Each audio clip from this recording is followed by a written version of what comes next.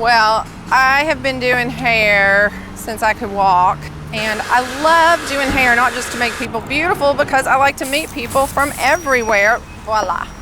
We have given away free hairstyles today with a purchase of a hot dog. That's unusual, but sure. On my lunch break, came over to get a hot dog and getting a haircut too.